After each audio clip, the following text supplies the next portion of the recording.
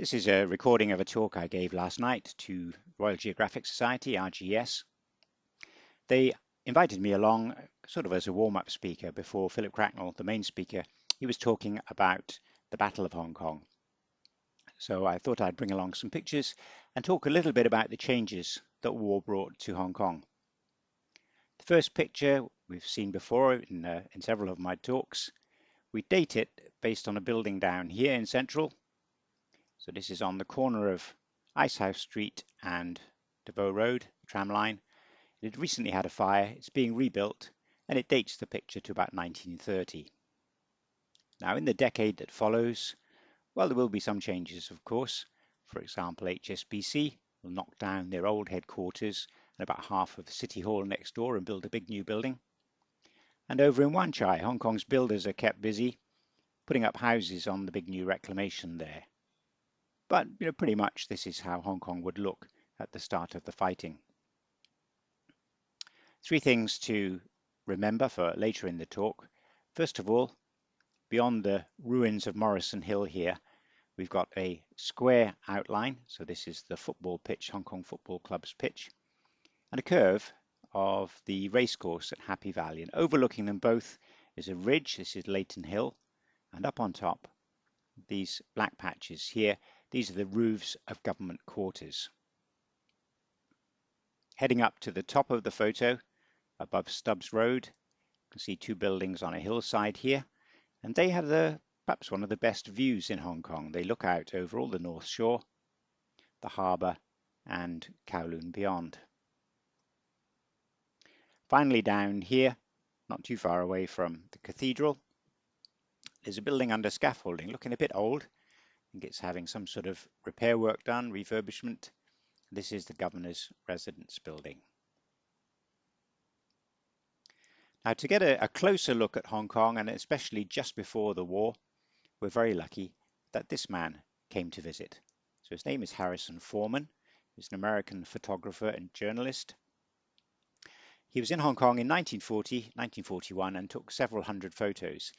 But then luckily, both for him and for us, he wasn't here during the fighting. He was safely away in China. So both he and all of his films have survived. His films are now with the University of Wisconsin's archive, and they've done a great job of putting them online. So that's well worth a visit if you're interested in old Hong Kong pictures. He took all sorts of different scenes. He took pictures of people. So a young lady with an even younger brother or sister being carried on her back. Somebody who looks like perhaps they're having their first photo ever and not quite sure what to make of it. This young man standing on Pottinger Street looking at the steps here. So Foreman also took street scenes. Here's a busier view of Pottinger Street, and one down the hill on Queen's Road Central. So this is near to Theatre Lane and the old Queen's Theatre. The pictures have got lots of details, so you can really zoom in on them. The lady here in the rickshaw, obviously her attention has been drawn by something over here, and I think it's probably this man with the curious bandage, perhaps suffering from a bad case of toothache. Anyway, I'm getting distracted. The reason that we're interested in Foreman's photos for this talk is that he also caught Hong Kong's preparations for war. To take this picture then, he's standing at the entrance to Wan Chai. He's got Queensway behind him, Queen's Road East on the right, Hennessy Road on the left, and in the middle, he's taken a picture of one of the new pillboxes.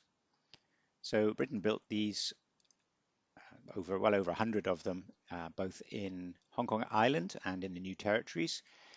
They were all of a fairly similar design, a sort of a squat concrete structure. It had a commander's turret on top, and then behind these metal shutters is the mounting point for a machine gun. Foreman took a view from the other side as well. You can see two more gun ports here. So this pillbox obviously positioned here to cover the three roads that meet at this junction. Now, if you look at the hillside beyond, you'll see that Britain wasn't just preparing for sort of the military preparations, but was also thinking about what would happen to civilians in Hong Kong. And they excavated tunnels into many of the hillsides in Hong Kong and over in Kowloon, and these were to be used as air raid shelters. As I say, they were all over the island. Um, Last night's talk was given at the Hong Kong Club, and the closest shelter to that would have been over on Queen's Road Central. So if you imagine standing with HSBC beside you and looking south towards the cathedral under Battery Path, you can see a stone retaining wall still today. There's a public toilet here now, I think, but back in 1940, this was the site where they're excavating one of the tunnels. Now, not all of Hong Kong is close to a hillside, of course, so people still needed shelters. So Britain built what were known as pen shelters. Here's an example, shelter 233 for 152 persons. The location, well, in the background we can see a tram, and that's heading back to the terminus. The tram terminus is where Times Square is today. And then back at the end of the line, you can see a building under scaffolding. So it's brand new when this picture was taken. It's still with us today. It's the Wan Chai Fire Station. So this line of buildings and the flat ground here, this would be under the Canal Road flyover today.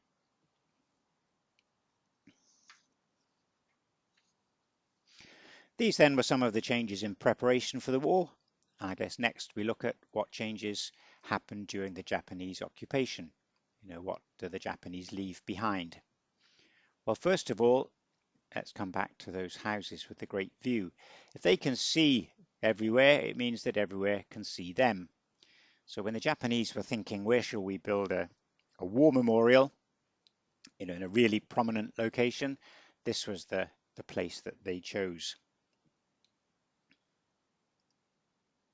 Here's a photo taken on one of the first British ships that arrived after the Japanese surrender, and the war memorial is clear to see.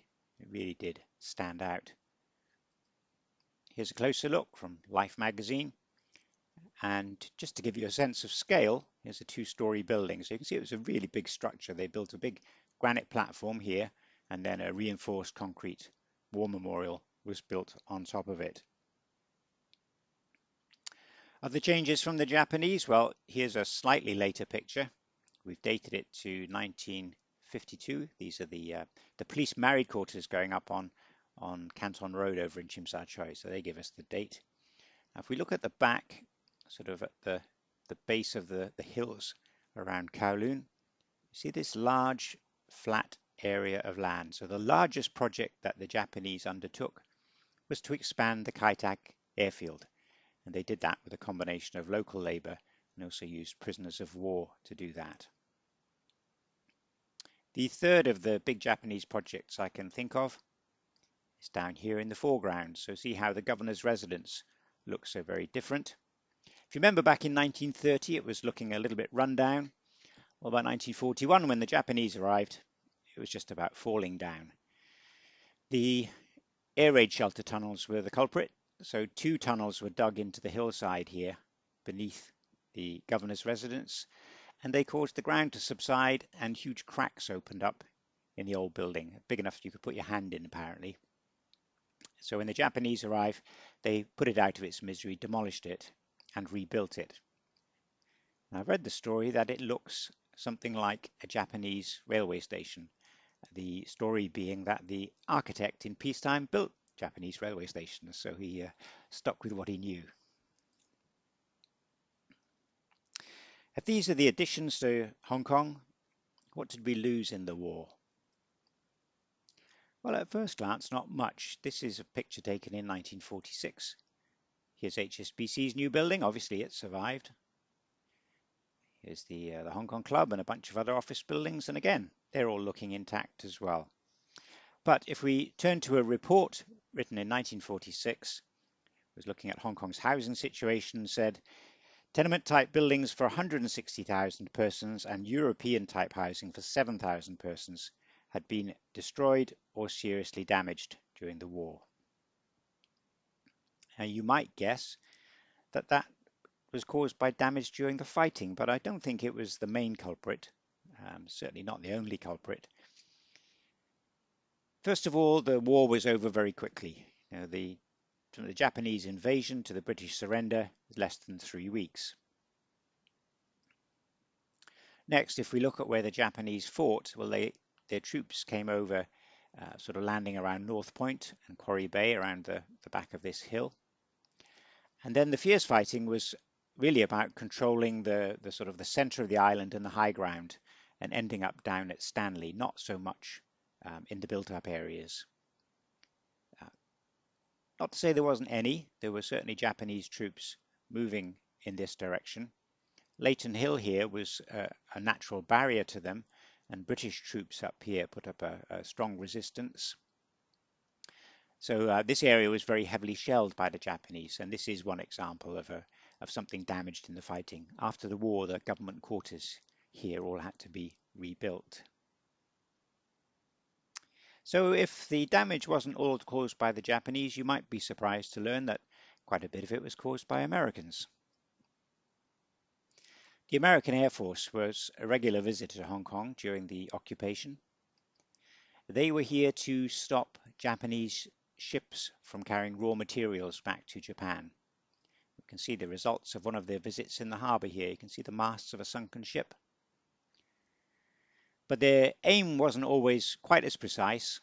So in one example, a bombing raid was intending to hit the dockyards over here at Hong Kong, but their bombs landed short and they hit the residential area here instead, and many people were killed. There were also cases of more sort of random misdirected bombs. There's one down in the foreground here. So if you look, you've got Kennedy Road running along here. This is where the Peak Tram line crosses it. And before the war, and indeed again today, this is the site of the Union Church. But in 1946, there's just an empty patch of ground here and the charred remains of a burnt out building opposite. So we believe this was another site that was hit by an American bomb. Slightly earlier photo, this one taken at the end of 1945. And we're down at the western end of Hong Kong Island and we're looking out over the university. And if you look at the main hall, you might think that this was hit by a bomb as well, but look carefully. All of the brickwork is intact. You can still make out the metal supports for the roof, but there's not a single scrap of wood to be seen. So as the American blockade took effect, firewood for cooking was one of Hong Kong's many shortages. If a building was left unguarded, the looters would descend and strip it bare very quickly. So this was the third cause of damage to Hong Kong's housing and was a major problem on buildings up around the Peak, which tended to be sort of more remote and easier for the looters to get to. To wrap up then, which of these changes can we still see today? Well, here are the pen shelters. They were easy to build, but also easy to knock down. So they were cleared away very quickly. No trace of those left. Pillboxes are obviously a much sturdier construction, but even those were quite quickly cleared away from the built-up areas. But out in the countryside, you can still find them. I think the one that most people pass by is probably the one at the back of Repulse Bay Beach. Here's a picture of it taken back in 1995 and then 20 years later in 2015, so you can see it's kind of slowly disappearing under the sand. Not the easiest one to see. If you want to see one with looks a lot sort of clearer, I think head over to Turtle Cove, and at the beach there you can see a pillbox in much better shape. But I think the clearest sign of the war years is the old air raid shelters. You can still see those in many locations. So this was as I say, at the start of Queen's Road East. Here's a more modern view. So there are actually 3 entrances and very plain to see. I guess tens, perhaps even hundreds of thousands of people pass this every day, but I wonder how many actually recognize the significance of them. Note also that 2 of them have got these metal doors, one on the left and one on the right. So these tunnels are actually still in good shape. Here's another example, this one over in Kowloon. So if you're walking along Austin Road and you keep an eye out, you'll see a doorway and a tunnel leading back into the hill under Kowloon Park. Now the strange thing about this one is if you happen to walk by sort of quite close to the grill here, you often feel a strong breeze blowing out at you. To find the source of that breeze, if you head into the park and walk over towards the aviary, you'll find a stand of bamboo there, and amongst the plants there's this little sort of concrete box. Take a closer look, it's got a grill, and if you peep over the edge, you'll find you're looking down a very deep hole. So this is one of the ventilation shafts for the tunnel network below and is the source of the breeze. What about the Japanese projects? Well, the governor's residence is still with us, of course. You'll recognize that. How about Kai Tak? Well, all the land that they reclaimed obviously is still with us, but it's a bit difficult to find anything that you can sort of point at and say, oh, well, that was specifically Japanese. The best thing I can come up with is the nullah, the big storm drain they dug around the edge of their airfield to carry away the summer rains. It's been upgraded and rebranded, so it's now the beautified Kai Tak River, but basically it's the old Japanese nullah.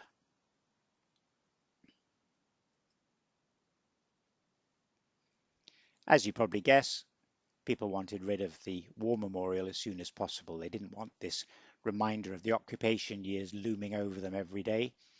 But it did take longer to demolish than expected. As I mentioned, I think this was reinforced concrete, very solid. So the engineers, first of all, had to sort of hollow it out, and then they could finally topple it over and demolish it. So that happened in 1947. Something to note here is that the platform it stood on had these 3 stone buttresses running down it here, quite clear to see. Interesting because if you look at the area today, so this is the top of that little hill, the building on top is called Mount Cameron Mansions, I think, and it's built on a granite platform which has 1, 2, 3 stone buttresses. So although the memorial was demolished and cleared away, the Japanese platform is still with us today. Now a tip, if you live near here and you ever see the site being redeveloped, then get your telescope out and pay close attention. When the Japanese were first starting this project, they buried a rare and valuable Japanese sword in the foundations, and we believe it's still there today. So if you ever see the excavators moving in, keep a close eye out. You might find a Japanese sword there. If you'd like more information about anything in the video, come and pay us a visit on the Gala website. We've got lots more. As an example, if you type this into Google, it'll bring you to this page, show you all the pillboxes. So the red are demolished, the yellow, there's still something to see, some sort of ruin that you can see. And if you like old photos and stories, you can also take a look at my books. And I'll again put links to all this in the comments below.